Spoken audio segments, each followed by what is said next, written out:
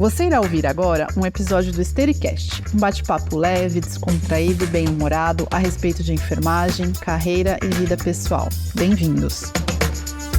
Olá, tudo bem? É muito bom ter você por aqui. Eu sou Camila Cadamuro, enfermeira, mãe do Enzo, e este é o terceiro episódio do Estericast. Na edição de hoje falaremos sobre sala híbrida e setup de sala. E para isso, eu tenho o prazer de receber o convidado Tiago Rafael da Silveira, coordenador de enfermagem do Bloco Cirúrgico do HCOR, pai da Giovana, enfermeiro, pós-graduado em Centro Cirúrgico, CME e RPA, MBA em Gestão de Saúde, mestrando pela Unifesp no Departamento de Medicina Transrelacional. Seja bem-vindo, Tiago. É um prazer ter você aqui comigo. Prazer é todo meu, agradeço ao convite, agradeço estar aqui com vocês e é um imenso prazer participar desse processo. Muito obrigado.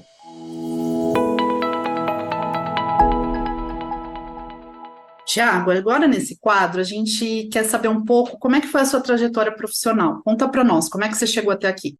A minha trajetória profissional, eu tive uma fase da minha vida, então eu comecei na enfermagem muito novo. Eu fui fazer auxiliar de enfermagem, eu tinha entre 16 e 17 anos. Quando eu comecei meu auxiliar de enfermagem, eu estava fazendo auxiliar de enfermagem junto com o último ano do ensino médio. Quando eu acabei o auxiliar de enfermagem, foi quando eu passei a minha maioridade, fiz o meu cumprimento da minha fase de quartel. Depois dessa fase, eu consegui me inserir no mercado, onde eu tive uma condição ímpar e uma oportunidade de me inserir dentro de um centro cirúrgico como auxiliar de enfermagem, aonde eu me mantive toda a minha trajetória profissional.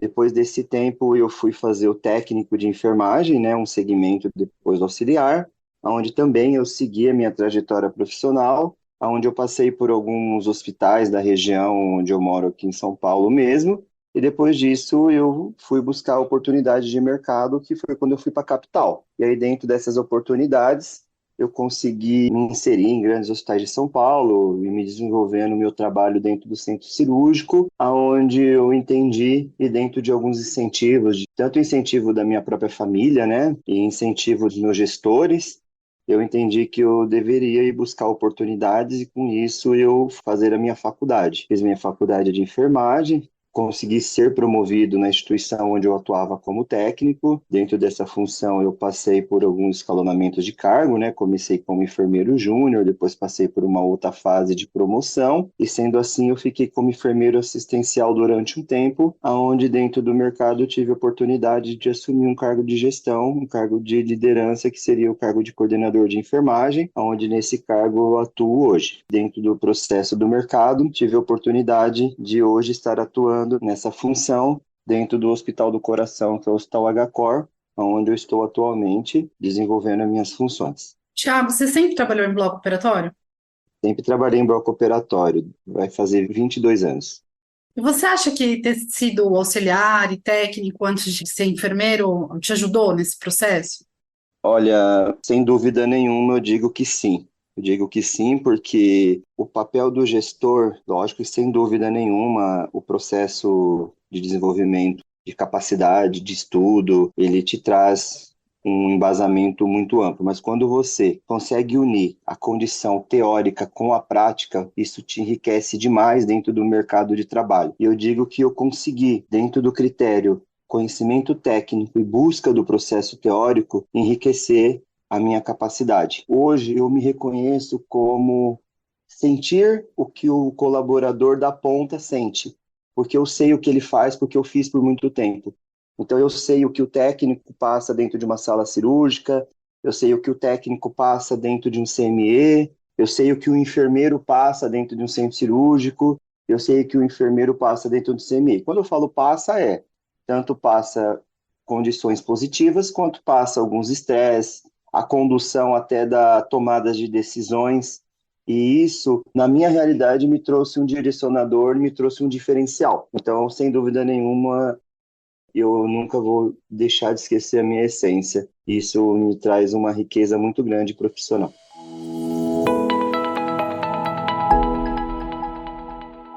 Tiago, agora a gente vai para o bloco das perguntas propriamente ditas a respeito do tema.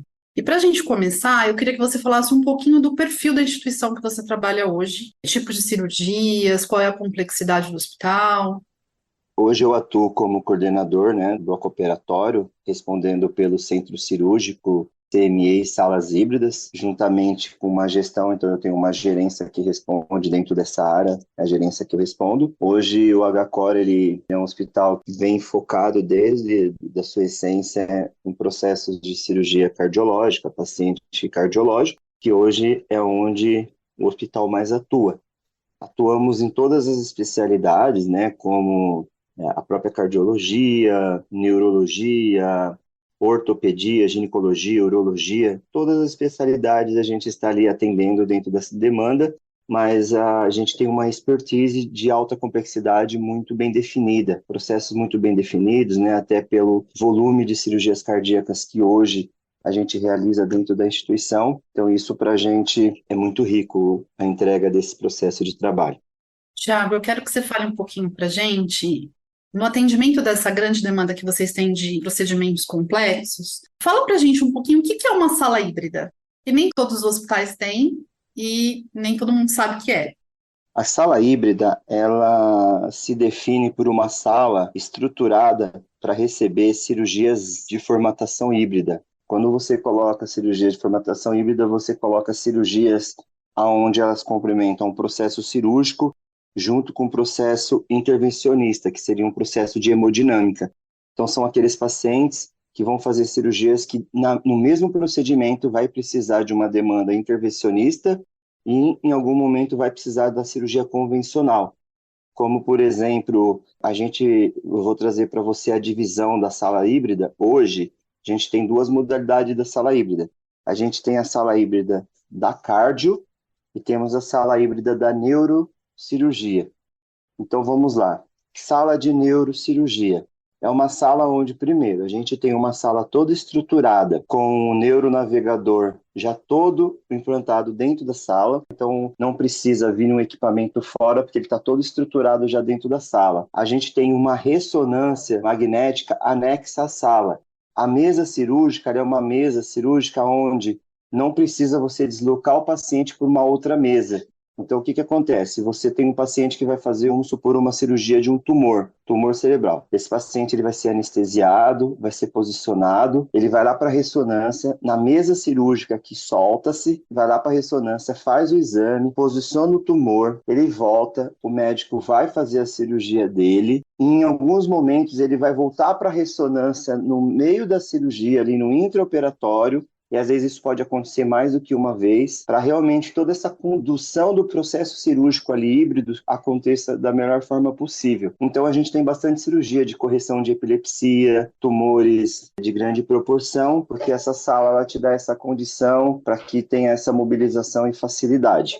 A sala cardio, ela absorve toda a parte mais de demanda de cirurgias vasculares e cirurgias cardiovasculares, como um exemplo, TAV, cirurgias de correção de aneurisma, todas as cirurgias que existe uma possibilidade de conversão não se faz na hemodinâmica, se faz na sala híbrida. Então vamos entender que tem uma TAV. Essa TAV ela tem uma possibilidade de ser convertida, então ela é feita na sala híbrida. Mas em uma grande parte ela é feita toda de uma forma intervencionista e não precisa se abrir. Mas se caso precisar, a gente tem todo o aparato e tudo disponível. Então, ali a gente tem uma sala onde tem uma mesa que é integrada com um arco cirúrgico, que tem uma alta resolução de imagem, onde você tem um eco intraoperatório em tempo real disponível, você tem equipamento de gasometria para realizar exames em tempo real, equipamento de tromboelastograma para realizar exames em tempo real, carro de emergência em sala, equipamento de SEC, tudo preparado para circulação extracorpórea para receber a necessidade desse paciente. E dentro dessa sala você consegue atender toda essa demanda.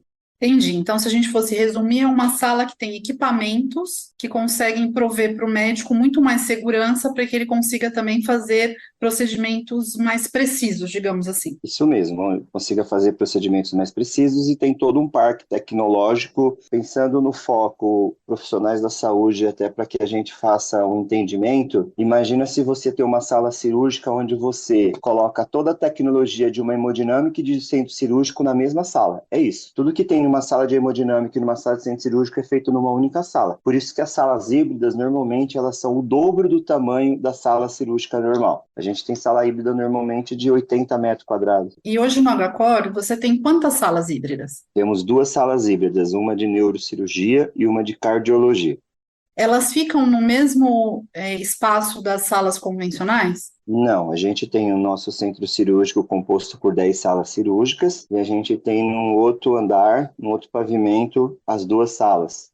Então, a gente tem hoje dois centros cirúrgicos. Um centro cirúrgico com as salas híbridas e o centro cirúrgico geral, que é onde atende todas as outras demandas. Em virtude dessa peculiaridade da sala híbrida, você tem equipes da enfermagem diferenciadas para atender as salas híbridas? O enfermeiro, o técnico, ele precisa ter um curso diferente, alguma aptidão, digamos assim, diferenciada para atender esses procedimentos? Sim, todos os colaboradores, sendo eles técnicos, sendo eles enfermeiro, não só o técnico enfermeiro, mas como também a equipe da física, a equipe da radiologia, são todos eles habilitados para absorver toda essa demanda dessa sala. Os enfermeiros, normalmente, a pré-exigência são aqueles enfermeiros que têm um domínio tanto de formação de hemodinâmica quanto de formação de centro cirúrgico, e o técnico de enfermagem, aquele técnico que ele tem uma vivência de centro cirúrgico e uma vivência de hemodinâmica. Então, como que a gente faz? Dentro da nossa instituição, todos os colaboradores são contratados para a sala híbrida, a gente coloca eles para fazer um tempo de treinamento na hemodinâmica e um tempo de treinamento no centro cirúrgico, para que depois ele vá para a sala híbrida. Ele primeiro passa por essas duas áreas, até para que ele tenha um conhecimento e a vivência das duas áreas, até para que seja seguido todas as rotinas, protocolos definidos pela instituição dessas duas áreas. E aí, com isso, ele consegue fazer o segmento do desenvolvimento profissional dele nesse setor. É uma equipe específica, então, para a sala híbrida? É uma equipe específica e dedicada para esse setor. A gente tem enfermeiros e técnicos 24 horas para esse setor.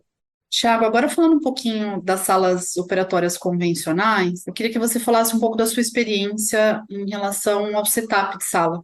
Quando a gente discute setup de sala, a gente sabe que é uma discussão longa, né? Porque um dos maiores desconfortos que o enfermeiro tem dentro ali da sua operação é saber a angústia da gente ter que comunicar a equipe médica de atrasos, né? Pela angústia de quanto tempo a cirurgia vai demorar. A gente sabe que é algo que existe uma previsão de tempo cirúrgico, mas existe várias situações onde a gente pode ter aí uma situação de atraso mesmo, né? Uma cirurgia que talvez às vezes sangrou um pouco mais, demorou um pouco mais, uma cirurgia que às vezes teve que fazer uma abordagem diferente e o tempo foi um pouco maior, e tudo isso vai impactar nas próximas cirurgias que tem para entrar. Então, pensando nesse conceito, se discutiu muito, né? A gestão sentou muito para discutir o quanto a gente poderia fazer para que isso tivesse um mínimo de impacto, né, para a nossa operação. Até porque a gente tem um número de salas cirúrgicas, sendo 10 salas cirúrgicas, então não é um número tão volumoso quanto a gente dissesse assim, eu tenho salas, então dá para rodar tranquilo. Não, não tem. Então o que a gente fez? Vamos discutir melhorias de processo, vamos discutir o que a gente pode fazer dentro de casa. E eu entendo que o primeiro passo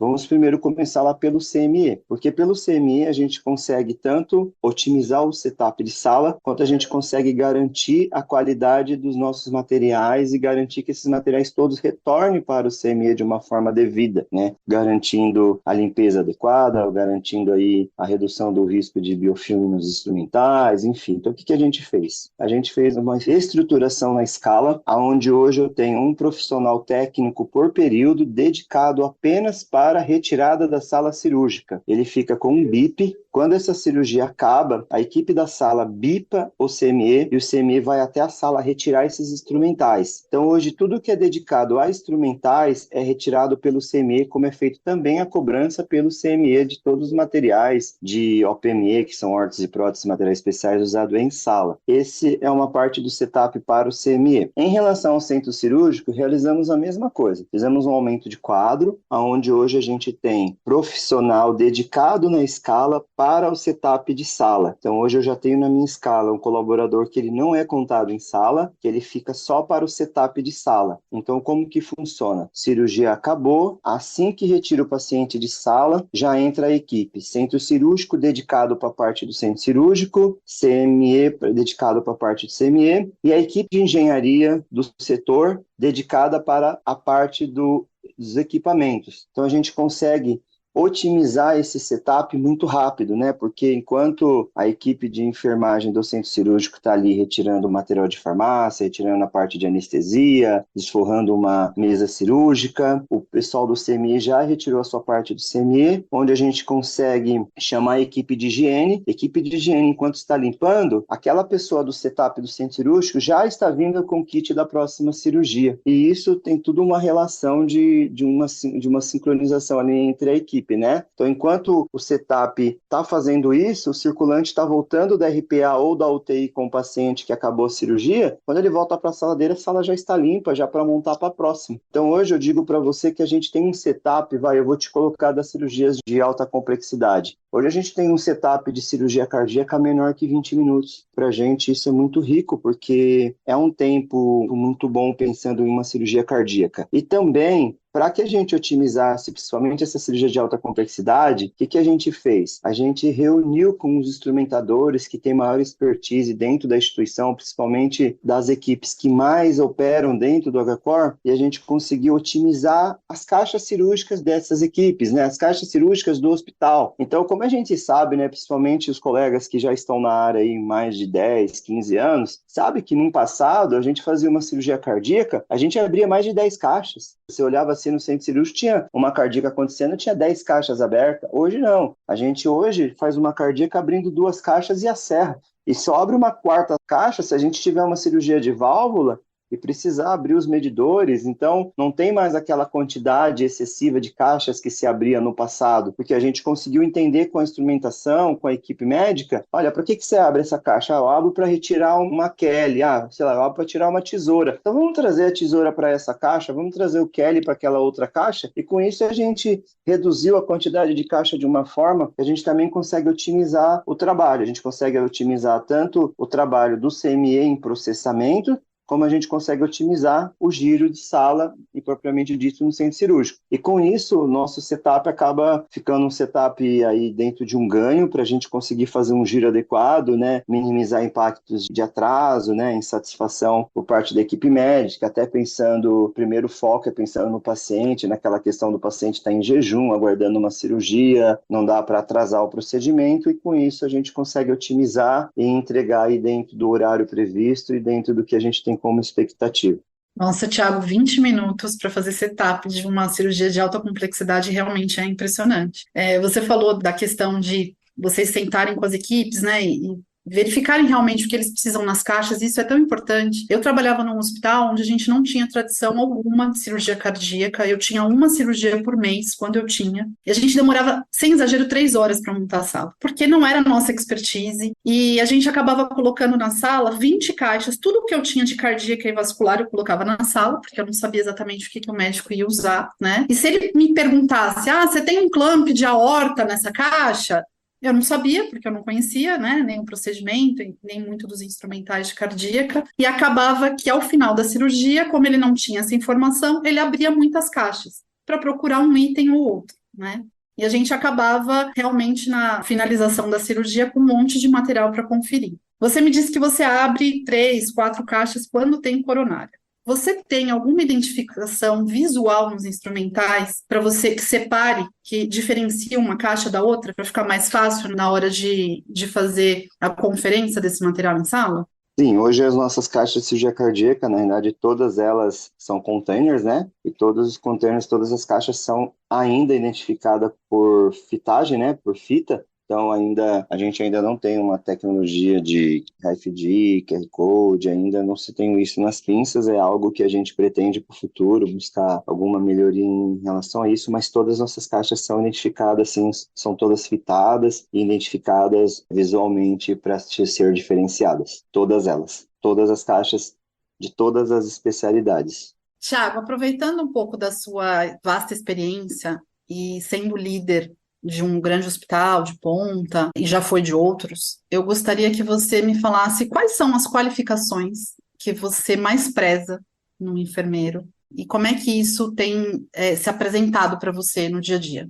Olha, Camila, esse é um assunto muito rico de se discutir. Eu acho que isso é algo que a gente discute todos os dias, com os grandes gestores, né, com profissionais, né? Sem dúvida nenhuma, quando a gente fala em perfil, né, para o mercado de trabalho, a gente sabe o quanto é importante a gente falar muito em questão do perfil comportamental, né? Porque a gente sabe que o comportamento ele é algo que ele já vem definido, né, para o adulto já vem para o mercado de trabalho definido o seu processo comportamental, aonde a instituição ela tem um papel muito grande de apresentar para esse profissional quais são os seus valores, quais são as suas metas, qual são a sua visão, qual é a sua cultura e trazer o colaborador para que se desenvolva dentro desses pontos, né? E lógico, junto com isso, a gente vai fazer o desenvolvimento técnico desse colaborador junto com áreas de treinamento, né? E habilitar esse colaborador para a nossa área. Mas a gente sabe que o quanto é importante o colaborador se fazer parte daquela equipe. Então eu digo que nós, como gestores, temos que sempre estar abertos a ouvir o colaborador, independente do seu cargo dentro do setor. Até porque, quantas mudanças no setor já foi feito por uma sugestão de um técnico de enfermagem? Muitas, porque ele que está na ponta, ele que entende a dificuldade ali do que ele está fazendo. E ele vai trazer a dificuldade e a gente vai converter aquela dificuldade dentro da realidade da instituição. Isso não significa que vai ser feito naquele mesmo dia, mas aquilo a gente vai discutir um entendimento e ver o quanto a gente pode atender essa necessidade da instituição, quanto a gente ouvir, compartilhar, desenvolver os enfermeiros.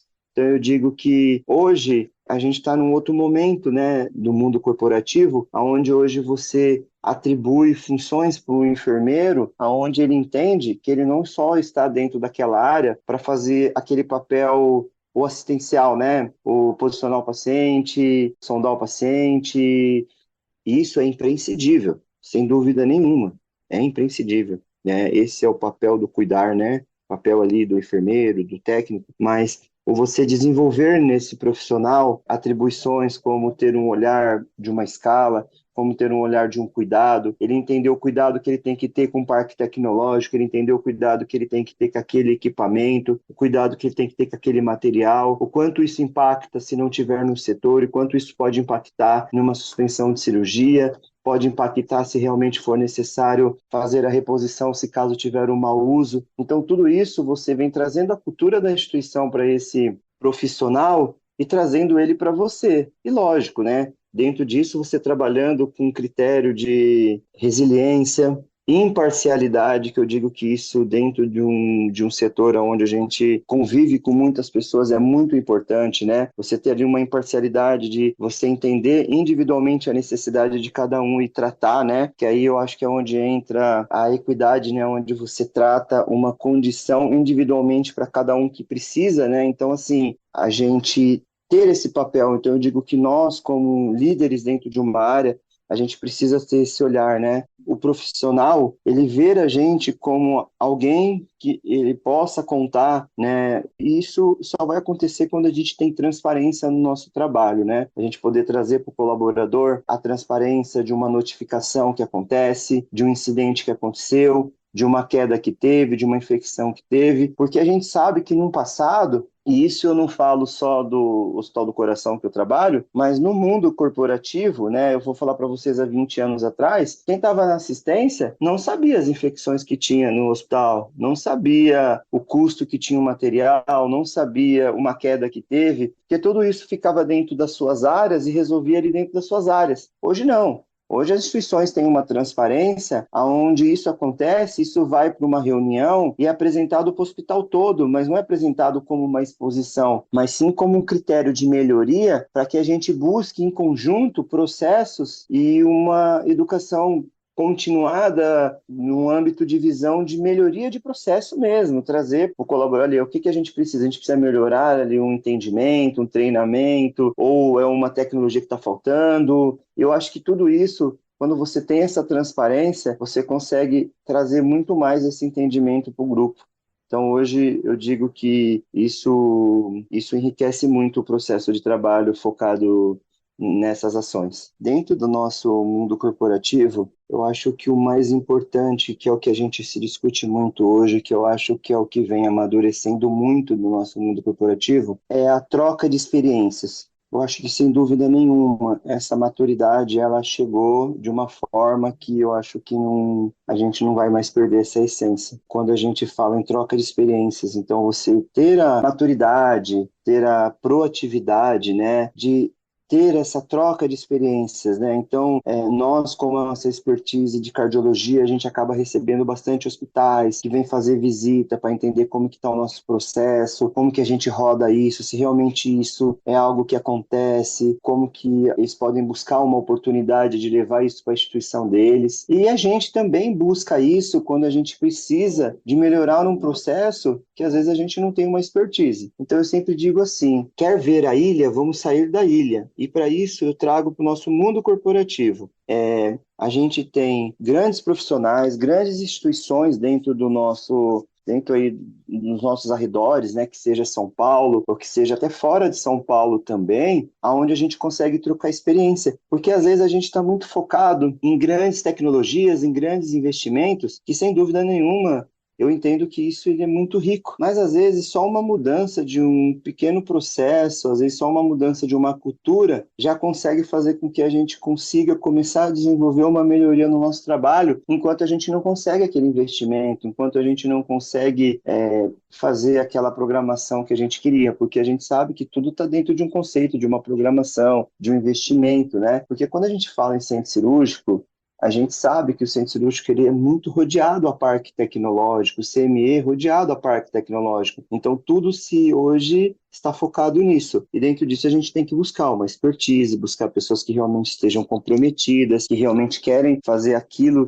de uma forma com amor, com carinho, com respeito. E lembrando que de todo esse processo de trabalho, o foco do nosso resultado é entregar o melhor trabalho, né, e a melhor experiência para os nossos pacientes, focado na qualidade e segurança, que é o foco de todos nós profissionais, enfermeiros e profissionais da saúde, né? Você falou uma coisa super importante, né, Thiago? Imparcialidade, você falou de transparência, e você traz o colaborador para perto e ter um olhar humanizado não só para o paciente, mas para o colaborador, né? Eu acho que passa muito por isso, né? Sim, é porque se a gente parar para pensar, Camila, que quem está diretamente com os nossos pacientes é a nossa equipe de enfermeiros, a nossa equipe de técnicos, esses profissionais têm que estar muito bem satisfeitos, muito bem, né, amparados, para que eles consigam entregar o melhor processo de trabalho para aquele que veio buscar isso, que está nessa expectativa. Agora, como que o colaborador consegue entregar isso se ele tiver muitas dúvidas, né? E isso entra muito numa discussão que se hoje fala muito, o chamado segurança psicológica, né? Que é uma instituição ter uma segurança psicológica. É uma instituição que o colaborador tem o direito de expor a necessidade dele ou algo que incomode e ele seja ouvido sem que ele não seja punido, desde que ele não seja rotulado. E isso a gente sabe que cada dia mais as empresas estão conseguindo fazer, né? Junto com aqueles café com a diretoria, junto com reuniões periódicas que a gente faz setorial, junto com aqueles dias que a gestão deixe a sua agenda dedicada para ficar ali no setor com o colaborador, daqueles dias que você dedica para você comemorar algo no setor com seus colaboradores, sendo ele um resultado de um indicador de infecção, seja ele um resultado de um indicador de meta, né? E você está ali próximo do colaborador, trazendo para ele o quanto ele foi importante para aquele determinado resultado, né? Para aquela determinada entrega, né? Isso, sem dúvida, é muito rico. Isso faz com que o colaborador se sinta acolhido e você acaba fidelizando o colaborador, que isso é tão importante, né, Tiago? Hoje a gente vê que a geração nova, principalmente, não é salário, não é benefício, eles procuram muito essa questão do clima da instituição, deles poderem serem autênticos. Com certeza. E eu digo que hoje você precisa ter uma gestão flexível, uma gestão acessível. Hoje a gente precisa ter isso nas instituições. Quando você tem uma gestão flexível e acessível, as coisas caminham com mais facilidade, sabe? Você saber que você consegue trazer uma dificuldade para o seu gestor, você consegue discutir com ele. E eu não estou dizendo que a gente só vai falar sim para o colaborador, tá? Ou vamos falar sim só para quem nos procura. Não é isso, mas uma vez que você não conseguir atender a expectativa daquela pessoa, mas que você traga o motivo por aquilo não estar acontecendo, até porque isso entra na transparência, até porque a gente sabe, eu não consigo pegar uma escala e dar folga para todos, mas eu consigo justificar o motivo que eu não estou dando folgas para todos, e ali a gente consegue de uma forma adequada, ajustada da melhor forma possível para atender a necessidade da instituição e atender a necessidade daquela determinada equipe ali que está fazendo aquela determinada solicitação para nós em algum momento.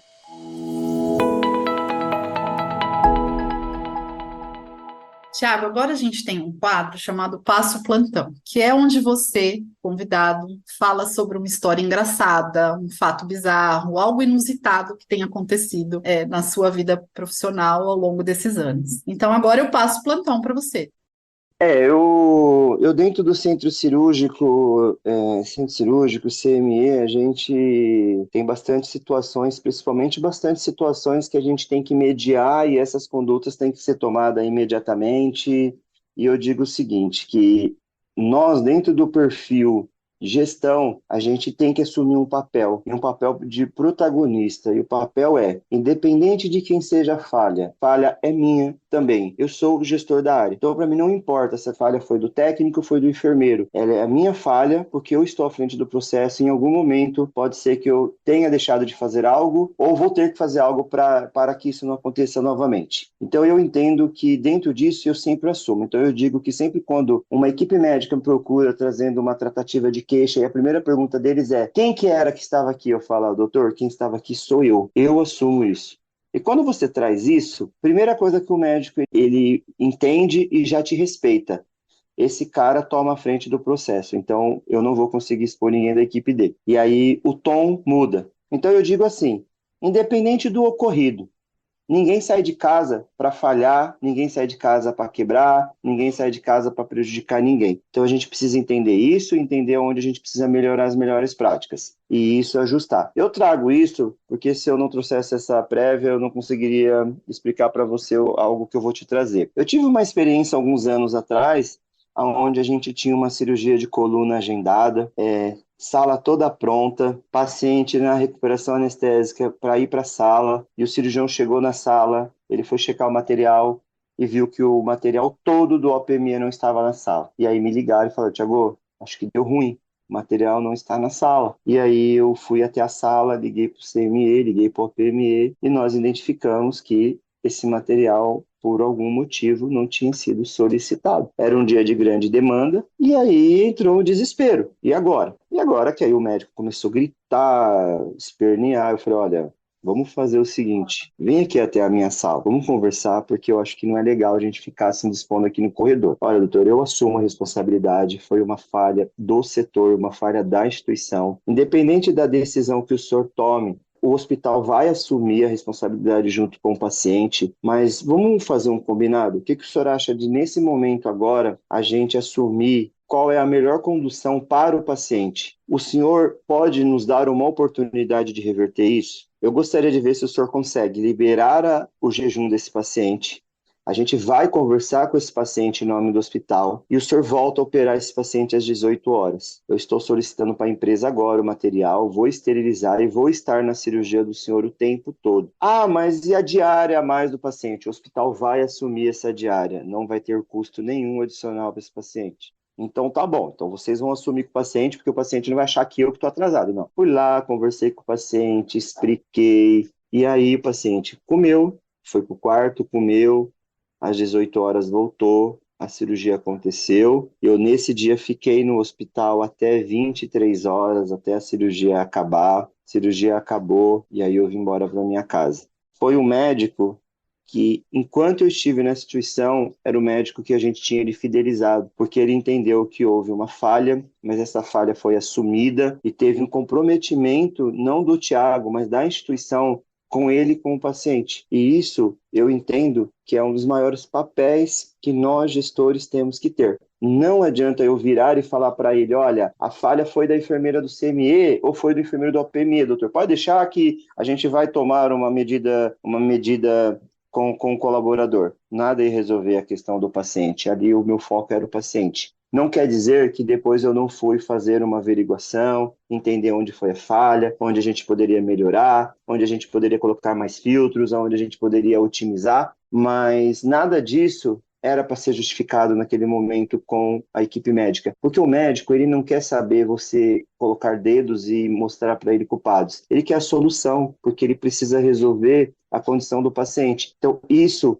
se a gente tiver isso muito bem definido, a gente tem aí metade de um caminho andado. Então eu trago esse fato, que é um fato que me marcou muito dentro do meu processo aí profissional, e eu acho que isso eu levo para a vida. Sempre assumir que seja qualquer tipo de falha ou qualquer tipo de êxito, eu vou assumir junto com o meu time na frente. A gente precisa estar junto. Isso mostra muito de quem você é, né, Tiago? Essa transparência. Sim, tivemos uma falha, não vamos esconder isso, mas vamos resolver. E ter ficado até o final da cirurgia, o médico ter te visto lá, mostra uma seriedade, um comprometimento muito grande. Com certeza, esse médico, aonde ele te encontrar, ele sabe que ele vai estar em boas mãos. Sem dúvida, eu acho que isso é muito rico e a gente precisa praticar isso diariamente.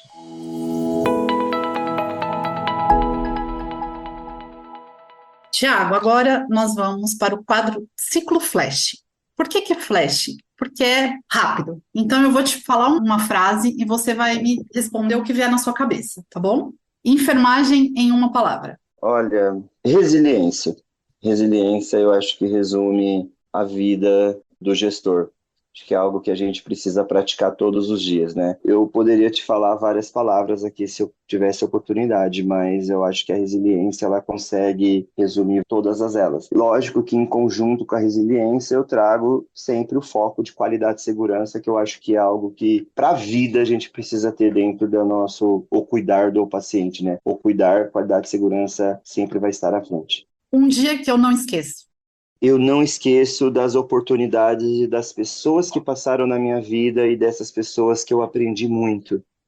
Dos meus gestores que me ensinaram muito, dos meus gestores que me puxaram a orelha, das oportunidades que eu tive de puxão de orelha dentro da minha casa, com a minha família, momentos que em algumas fases eu quis desistir, momentos que eu estava cansado, mas que eu fui apoiado, e momentos de quando, né, eu virei para o meu gestor e falei, olha, eu tive uma oportunidade de coordenador, o que que você acha? Não, acho não, você deve, vai lá que você é bom, você vai aprender. Ah, mas tem algum livro que você sugere que eu leia? Não, a vida. Faça o que você é. Seja o que você é. O gestor é ser o que ele é. Você vai se dar bem.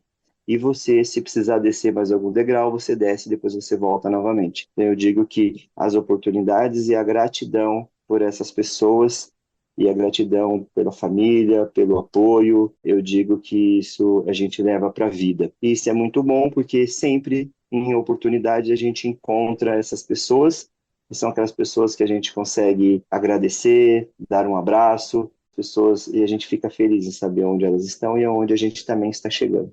O que te inspira?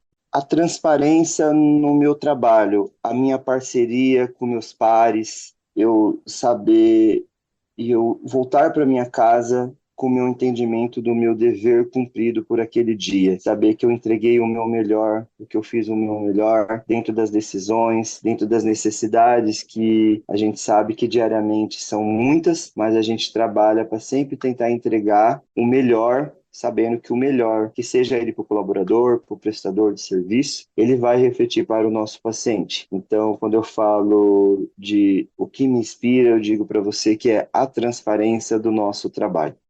Uma frase que te define. Eu trago uma frase do seguinte: que o conhecimento sirva para exaltar as pessoas e nunca para a humilhar. Então eu digo que o nosso papel é que o nosso conhecimento consiga transparecer para as outras pessoas e nunca para que a gente entenda que esteja acima de ninguém. E eu digo que a troca de experiência e o aprendizado, ele é algo infinito. Ele é algo que nunca vai ter fim. A gente sempre vai aprender. A gente vai, enquanto a gente estiver respirando, a gente vai aprender. E é isso que eu levo para minha vida, é isso que eu ensinei para minha filha, é isso que eu tento passar para todos aqueles que estão no dia a dia comigo, e sem dúvida eu tenho muita gratidão por todos os gestores que passaram na minha caminhada, por todos os gestores que estão comigo hoje, pela minha gestão que hoje é uma pessoa ímpar, parceira. Eu digo que todo esse trabalho ele é feito porque a gente tem uma transparência e um diálogo efetivo para desenvolver o trabalho, que isso a gente sabe também que é muito rico. Tiago, e assim a gente finaliza nosso episódio juntos.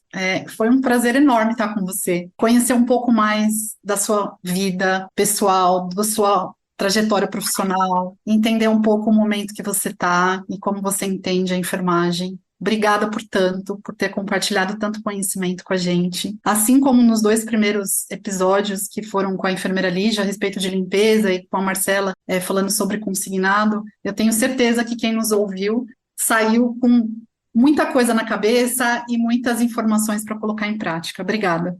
Eu agradeço a oportunidade, sou muito grato por esse convite e só tenho a agradecer. Muito obrigado a vocês, estou à disposição.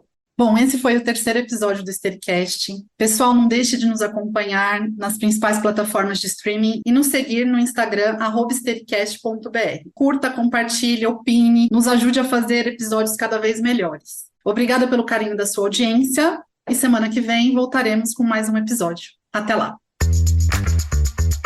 Você acabou de ouvir um episódio do Stericast, um bate-papo leve, descontraído e bem-humorado a respeito de enfermagem, carreira e vida pessoal.